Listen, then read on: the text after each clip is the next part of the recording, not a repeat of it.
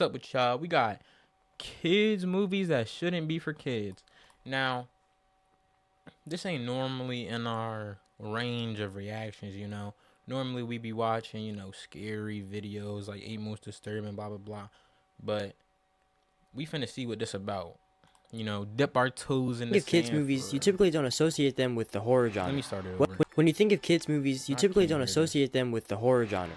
Whether it's a movie with a lot of extreme gore or just a movie with a lot of disturbing imagery, it makes sense that most horror movies aren't meant to be watched by young and impressionable children. However, even in spite of the inherent contrast between something being scary and something being made for kids, there have been a few examples of some kids movies that are also genuinely terrifying. Yo, that show right there, I'm pretty sure it was called Haunted House. That shit was my movie back in the day. When I was a kid, I used to watch that. I'm pretty sure it came on TV too. I used to watch that on repeat. Whether intentional or not. So today, I want to talk about some of the creepiest movies that were made for kids, to examine what makes these movies so scary, and to see why these movies left such an impression on so many young people around the world. Now, the first movie that comes to mind when I think of a scary kids movie would definitely have to be Monster House. A movie about a kid Monster House. Yeah, this my who shit spies right on his here. creepy neighbor who just so happens to live in a demonic house that likes to eat people. So now this kid and his two friends have to take down this house before Halloween comes to make sure that the house doesn't start eating all of the neighborhood children while they're out trick-or-treating. Do you realize what's gonna happen tonight? Hundreds of kids walking right up to that house. Within this simple premise, the movie manages to capture a lot of really terrifying elements that make it a lot scarier than what you'd expect for a movie aimed at kids. For starters, the opening scene sets the tone for the rest of the movie by cluing us as an audience into the creepiness of this house and its singular resident, Mr. Nebbercracker, by showing him yelling at a little girl and then stealing her tricycle. The movie then shows our main character's parents going out of town to establish a theme within this movie regarding how almost all of the adults in this film are either completely oblivious or unwilling to help our child protagonist as they try to stop this house from eating people. Believe it or not, we got things to do.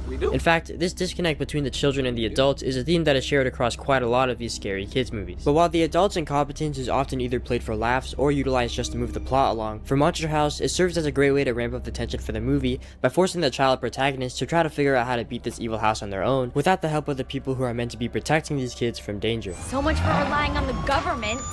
Yeah, I know, I hate the government, dude, we're screwed. The only adult who actually helps these kids defeat this house is Mr. Nebbercracker, who just like our main protagonist, has been misunderstood by those around him and thus has been forced to protect his neighbors from this evil house all by himself. Because the thing about Nebbercracker is that he only acts so evil to his neighbors in order to prevent them from being harmed by his wife, who is accidentally Yo, I low-key forgot all about this. killed during the building of this house by a bunch of teenagers and decided to come back and possess the house to harm anyone who gets near it. To add on to this already disturbing and pretty sad backstory, the movie also shows his dead wife's body as it's buried in cement, which is honestly a pretty terrifying scene. Along with the numerous Yo, I don't remember how long ago I watched this. It might have been when I was 13 or something, because I don't remember none of this.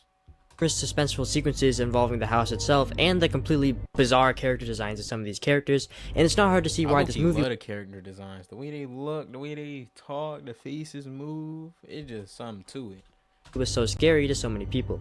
Another family movie that always freaked me out would be the 1995 version of Jumanji starring Robin Williams. The main plot of this movie is that two kids move into an abandoned house and stumble upon a mysterious jungle-themed board game called Jumanji. Let's bring it over here. Now, I ain't gonna lie, I fuck with this movie, but it was more because my grandma loved this movie so much. She loved it so much, so every time it would come on TV, she would play it, and I would just sit there and watch. I'm a kid. What else am I gonna do? When they play the game, they realize that whatever cryptic jungle-themed message the game produces will then come to life in the real world, and the only way to revert all of this is by finishing the game. I haven't watched this original one in a minute, though. And the last time anyone ever played this game was 26 years ago, and that ended with a kid named Alan getting sucked into the game, with him returning to the real world as Robin Williams after these two kids start playing the game again. But the problem is that each of the things that this board game unleashes to the real world basically wants to kill everything in sight. And some of these creations are actually pretty terrifying, like this weird plant thing that starts trying to eat one of the kids, or these giant spiders that start attacking Robin Williams while he's stuck in the floor and can't move. One of the kids even turns into a werewolf after trying to cheat in the game. You tried to cheat? No, I tried to drop the dice so they land on 12. Oh, I okay. thought he got turned into a monkey. Hey, honey, well, that would be cheating. And it seems like my fears of this movie when I was younger were more than justified, because even Roger Ebert in his review for the movie seemed to criticize this movie's PG rating and insisted that it was way too scary for children. I'll tell you, I think this movie would frighten younger kids, terrify them. However, looking back on it, this movie is kind of ridiculous. Sorry for nitpicking here, but how do these monkeys know how to drive a car? And a motorcycle? And yet this one can't even open a fridge from the inside? You can't open a fridge from the inside unless you have the strength to push the door open. Nonetheless, I can't deny that this is a pretty fun movie, and the onslaught of various intense set pieces make for a pretty scary time considering this was aimed at kids. But unlike these other kids movies where the scariness is intentional, the live-action Cat in the Hat movie has to be one of the most bizarre and unintentionally terrifying kids movies I have ever seen. Now, I've watched this a lot when I was a kid. Well, not like, you know, not hella, but I've seen it a couple of times, and I never thought it was scary. At first, I thought it was a good movie, you know, kids movie when I was a kid. Then I seen it again when I was a teenager, and I was like, yo, what we got going on over here? You know what I'm saying? But other than that, it was no, like, scary. It was just uncomfortable.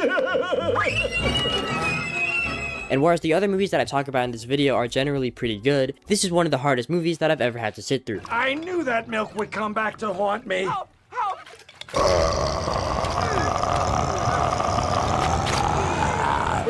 Because as soon as the titular Cat in the Hat shows up, what started as a relatively normal, albeit somewhat annoying kids movie quickly devolves into one of the most obnoxious and fever dreamish movies I have ever seen. Most of the movie feels like an onslaught of random insane shenanigans involving the Cat in the Hat and these two kids, all held together by an extremely thin plot, which is probably due to the fact that they made an entire feature-length movie out of a 61-page picture book made for kids. And because of the movie's constant barrage of bizarre comedy gags and its surreal dreamlike landscape, the movie has a very off-putting vibe to it. Not to mention the surprisingly unsettling character design. Because unlike in the original Cat in the Hat book where the titular cat actually looks like a cat, the fact that this movie's Cat in the Hat just looks like Mike Myers in a full-size cat costume makes the design feel very uncanny. And don't even get me started on Thing 1 and Thing 2. What am I even watching? So even if this movie didn't intend to be considered scary, I still thought it was worth mentioning purely because of how weird and often unsettling the movie can be. But when it comes to kids movies that could genuinely be considered a horror movie, there are not many films that fit that description. Another one, Coraline, was my shit, I'm telling you. Bro, did I say that for every movie? Let me stop. Description quite as well as the 2009 film Coraline. Based on a 2002 book of the same name, the film follows a young girl named Coraline who lives in a dull house with her two parents who don't pay very much attention to her. I almost fell down a well yesterday, Mom. Uh-huh. I would have died. That's nice. She continues to be bored with her current life until one night when she goes through a secret door and discovers a seemingly idyllic alternate version of her current life, before realizing that maybe this idyllic version of reality isn't as good as it seems. What makes Coraline so scary is how it consistently maintains a creepy atmosphere through its unsettling visuals and world building. From the beginning of the movie, we're introduced to a pair of thin, metallic hands taking apart an existing doll, removing its insides, and replacing it with a doll that resembles Coraline. While at first the audience isn't aware of the significance of this just yet, the extreme close-ups of this process, along with the fact that this process is being done by something that isn't human, immediately sets off an uneasy feeling. And the movie continues its creepiness by introducing us to these very eccentric characters that also have some pretty, unique character design. But another aspect of this movie that makes it so creepy is that Coraline is never in an environment that she is truly familiar with. The movie establishes early on that Coraline's family has just moved into a new house, taking Coraline away from her friends and forcing her into an unfamiliar setting. Don't forget about me, guys. Okay? So whether she's in the other world or the real world, Coraline is always venturing into a place that is essentially unknown to her, allowing the audience to feel just as confused and perplexed by Coraline's surroundings as she is, while also playing into the movie's themes about the effects of isolation. But it's the uncanniness of the other world and the eventual reveal of the other mother's true form that are probably the most memorable parts of the movie, and rightfully so, because even from the beginning, the other world is undeniably off-putting, and the other mother's eventual transformation near the end of the film is really creepy. But even setting those aspects aside, the world of this movie as a whole feels so unique and well realized that there really are no other movies that you can compare to it. And this is all due to the movie's incredible animation and its willingness to get pretty weird and creepy with its imagery. Whether it's this giant cheese guy and his dancing mice, or this over-the-top theater performance by Coraline's other neighbors, or the idea of getting your eyes taken out and replaced by buttons, So sharp you won't feel a thing. Ow! or this creepy spider lady that wants to feed on your soul, the movie gives its audience plenty of visuals to have nightmares over. And it's for these reasons that Coraline has earned its reputation as one of the scariest kids movies ever made. But another stop-motion film that is surprisingly scary given that it's for kids would be the 2012 film Paranorman,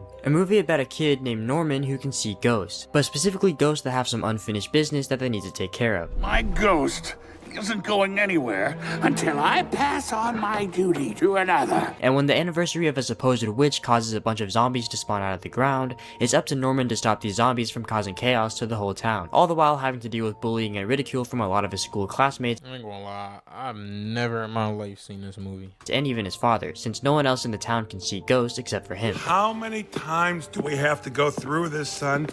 Your grandmother is dead! This movie's scariness mostly comes down to the unsettling imagery and some surprisingly dark subject matter. I mean, the movie's main antagonist is a child named Aggie who was murdered for being wrongfully accused of witchcraft, and is now enacting revenge on the people who wronged her. Similar to Monster House and Coraline, Paranorman again sees a child protagonist navigating through life amidst a bunch of very ignorant adults, with this movie specifically focusing on the dangers of mob mentality and how it can cause issues to be blown way out of proportion for no particular reason. One of the main revelations of this movie is that the zombies aren't actually there to eat any of the humans, and that the zombies just want to be free from the guilt of wrongfully killing Aggie back in the 1700s. And yet, despite their lack of an appetite for humans, the citizens of this town still end up wreaking havoc throughout the whole town and want all of the zombies to be killed. Kill him in the head! Yeah! Now, although this revelation kind of deflates a lot of the tension from the movie by removing the threat of one of the core antagonists of the movie, it's nice that the film teaches some important values and displays a level of maturity that you don't often see in a lot of kids' movies. What about the people who hurt you? Don't you ever want to make them suffer? Well, yeah, but what good would that do? And in terms of scariness, the movie does actually have some pretty creepy imagery, and there are a lot of suspenseful sequences. While it never scared me as much as Coraline did when I was younger, I do distinctly remember the scene where Aggie gets sentenced to death while on trial. Because up until this point, the movie didn't actually reveal that the person who supposedly did the witchcraft was just a little girl. I was only playing. With fire, you were speaking with the dead. Even though they don't actually show her dying, because of course, I still remember being pretty surprised at how this movie would include something like that. And it's also got some pretty cool animation, and a surprisingly stacked voice cast. Do you use free weights? Because your deltoids are huge. I've never used deltoids in my life, I swear, you can test me. When it comes to kids movies, I've noticed that some of the most memorable ones out there are the ones that push the boundaries of what a kids movie can really be. And for that reason, I think some of the most memorable kids movies are also the ones that are some of the scariest. Whether you think the Cat in the Hat movie is an absurdist masterpiece or an obnoxious mess, one thing I can definitely say about it is that it's at the... I ain't gonna lie, we probably not finna watch another video like this. It was a good video, but I don't like watching disturbing videos on this channel, you know? To make people, you know, jump out their boots. I'm gonna see y'all in the next one though.